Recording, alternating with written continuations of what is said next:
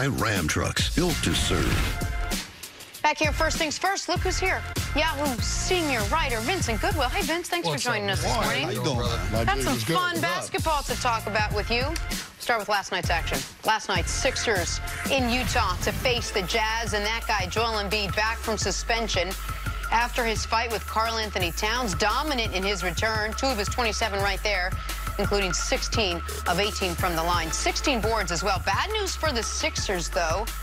Ben Simmons suffered a sprained AC joint in his right shoulder. He'll be reevaluated later today. Donovan Mitchell and the Jazz, unstoppable, 106-104. Vincent, what do you think? What do the Sixers need to do if they want to get over the hump this season and be that team out of the East? I take umbrage with you saying Joel Embiid was suspended for fighting, because that wasn't a fight. What was that? That was like a pillow fight. That was a pillow fight? I don't know what that was. Well, I wouldn't want to fight with you then. No. I'm from Detroit, where basketball players used to really fight back in the day. Gotcha. I knew where that was going. But I don't know if they have the right personnel to be able to make a legitimate finals run.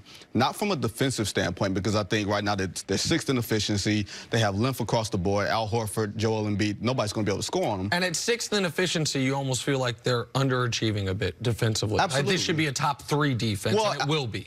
I think it will be. Yep. But when it comes down to playoff basketball, you have to be able to have a guy that can create his own offense outside of the structure of the offense. Last year, they had Jimmy Butler to be able to do that.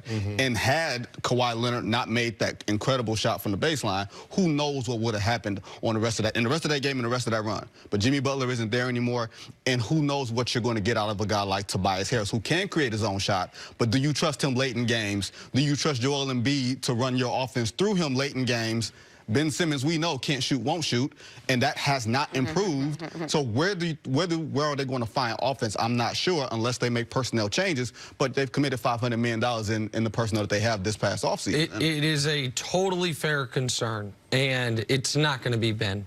Like the AC joint injury, regardless. And I hate to be at this place with him, but he refuses to evolve his game. No matter how many videos we see of the fact that he doesn't have that ugly of a shot.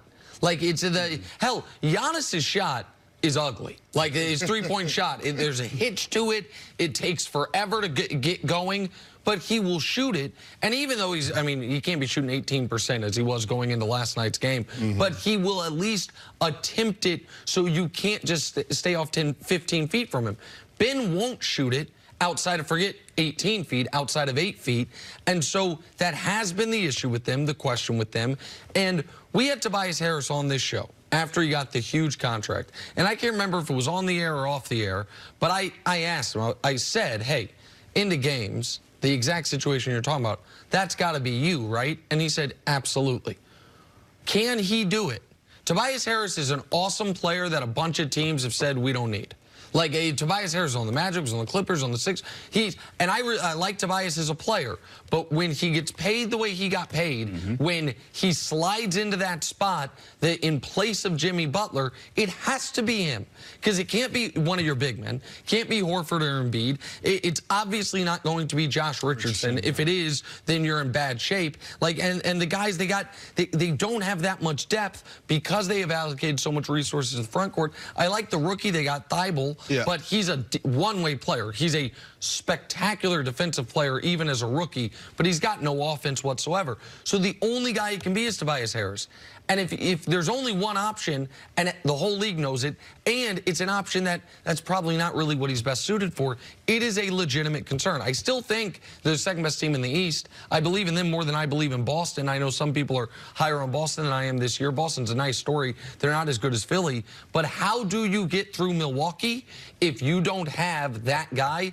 I don't know if you can. And I think last night's game proves Vince's point, because you're talking about a 4-point game until Donovan Mitchell takes over, and he's the catalyst for that team going on that 12-2 run in the second half, which really created that separation. So, yeah, the Sixers are going to have to find somebody that can get them a bucket in clutch time. I don't think it can be Joel Embiid. You haven't seen historically a lot of big men in NBA history be that guy in that critical moment late in the game to take that shot. It's not Ben Simmons. He's shown us that he's not going to be that guy. So you're banking on Tobias Harris. I don't know if he's got that element to his game. They're going to have to find that part of it. They're going to have to get somebody to give them that identity late in games that can take over, that can get them a bucket, especially once we're talking about postseason basketball, because, you know, the intensity ratchets up, the defense is a lot better. So who's going to be that guy for the Sixers? We just don't know. I think that defense is going to give them a chance. Defense will keep the games close, but you're going to have somebody that can create their own offense without Brett Brown drawing something up on the sideline. Well, I don't even know if Brett Brown's capable of drawing something up from the sideline. I'm not saying that he's not a good enough coach, but when you get to where the margins are thin, is he going to be that much of an advantage over Mike Budenholzer, over an Eric Spoelstra in Miami, over a Brad Stevens? Like, the East is a little bit different this year at the top than it was last year, where we know Miami has a guy in Jimmy Butler in a 7-game series who's going to go out and get his own. Boston has a few guys that, let's say Jason Tatum has taken his next step. Let's say Gordon Hayward is fully recovered. Let's say Kemba Walker is Kemba Walker. You have 3 guys. Now, Joel Embiid is supposed to be that guy. If he's the franchise, he's supposed to be this 30-point MVP candidate, which I believe he is. He doesn't have a defined or refined, like, post game. 2 moves and a counter.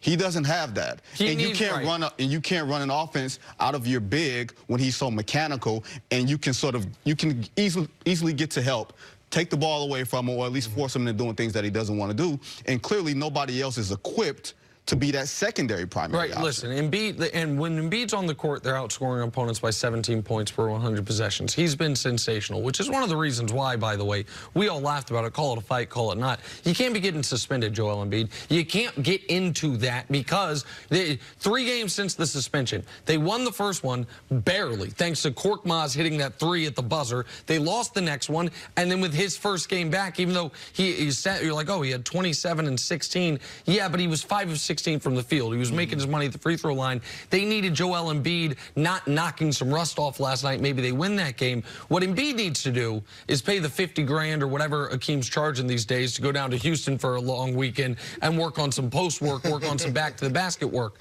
But I don't know who that guy is for Philly, and it doesn't have to be a great player.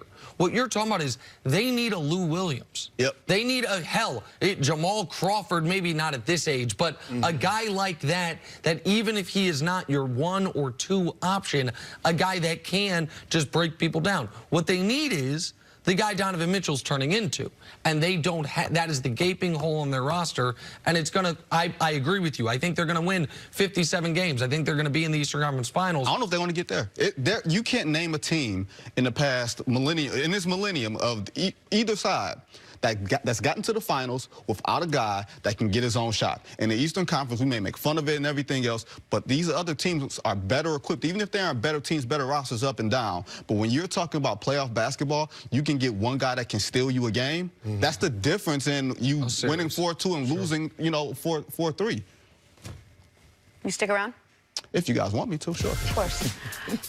We'll see a little bit later, Vincent. Coming up, are the Chiefs making a big mistake if they start Patty Mahomes on Sunday? That's next on First Things First.